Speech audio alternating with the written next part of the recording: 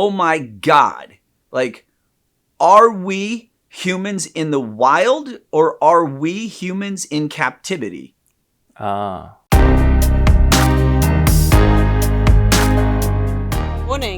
this podcast is for entertainment only and not intended for medical purposes. What's the biggest thing that jumped out to you when you hear, you see these chimps in action and then you're like, what is that like? What are humans? How are humans like that? Apparently all adolescent male chimps really struggle to find connection within the tribe until they get older and they figure out this complex power, like diplomatic chess match of male dominance in the chimp tribe, and the young males struggle to figure it out at first. And apparently they always get beat up quite a bit in young adolescents as they're trying to figure out their male aggression that's building up and how to like integrate their maleness and their aggression into this system of male power hierarchy. And then eventually there's these older, mature males that are sort of like the power hierarchy. And then I think the most amazing thing about the show is it shows that the male power, aggression, violence, domination, both within the tribe and then in between the tribes, and the aggression. And then I've read a little bit more about chimps, and they use the word murder, which it's just interesting to hear that word used to describe animal behavior. But they will talk about how chimps murder other chimps. And it's just shocking to watch that, to discover that, oh, chimps murder other chimps. And it's like, what? I never thought that word could be used for animals.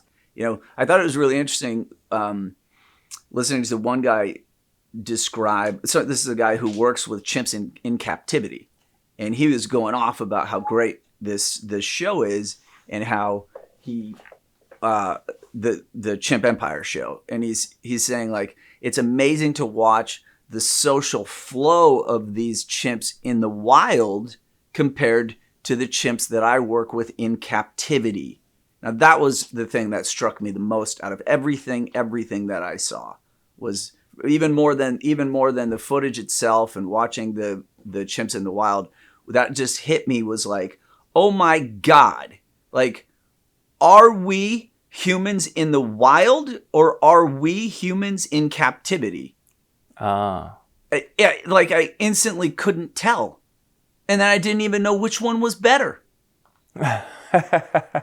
Like what? Like when you look at the chimps in the wild, and then you look at the chimps in captivity. Well, it's like there they are, and it's just like 2 or 1 or 3 in a zoo, in a thing, in it, and they don't get to roam through the jungle. And it's like all the food is brought to them. They don't have to go and live and patrol and then get all freaked out and hyped up every day to see the other ones. Like their posture when they patrolled was really fascinating, you know. Totally. To see how they would go from these like, oh, we're chimps doing chimp things, and then suddenly they're just like,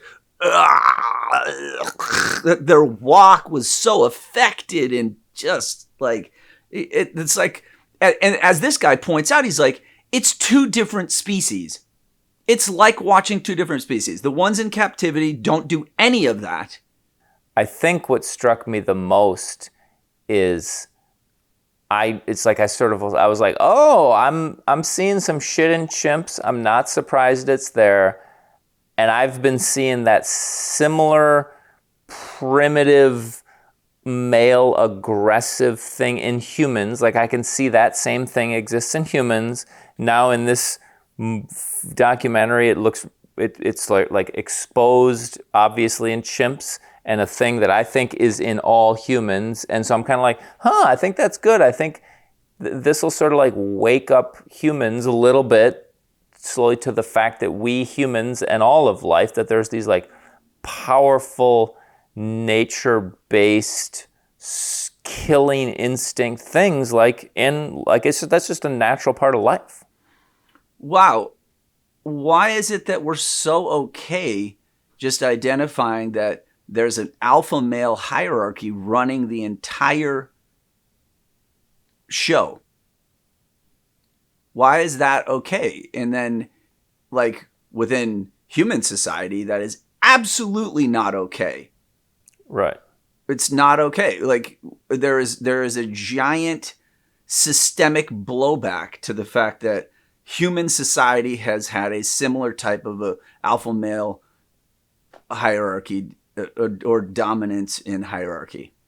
And so I'm like, well, like, what would you say in that case? If you know about the show, then you would be like, oh, well, Pork Pile was like a modern male and who decided to reject his toxic masculinity. And so then when they all went on their, like, we're going to patrol, he's like, yeah, I'm actually going to leave and go over here and I'm going to eat these berries because I don't believe in this kind of toxic masculinity. And then the other troop comes along and is like, oh, you don't believe in that?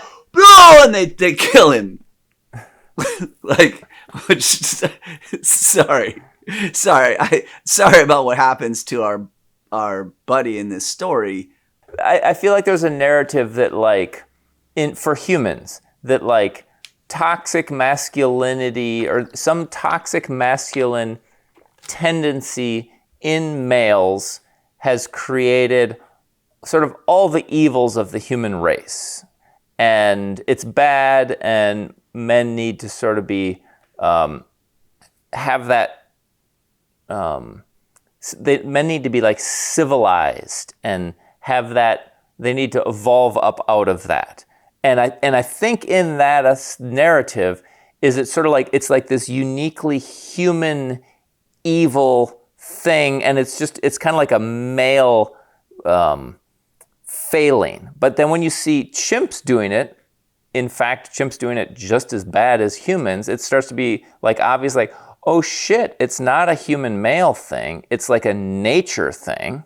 Yeah. And I think it challenges the narrative of, oh, toxic masculinity is bad, men need to behave themselves. It's more like, oh, that shit's in our animal lineage for millions of years going way back. Yeah. And men didn't create it. Evolution created it, and it's in us humans, and it's in male and female humans in different ways, and it's in male and female chimps in different ways. And, like, so how do we, like, work well within this biological heritage that we have? That is so perfect. Thank you. Men didn't create this. Evolution did. And it's like, yes, in this case, it's so obvious. I mean, no one is calling Chimp, what the Chimp Empire, a show about toxic masculinity. No one is saying that.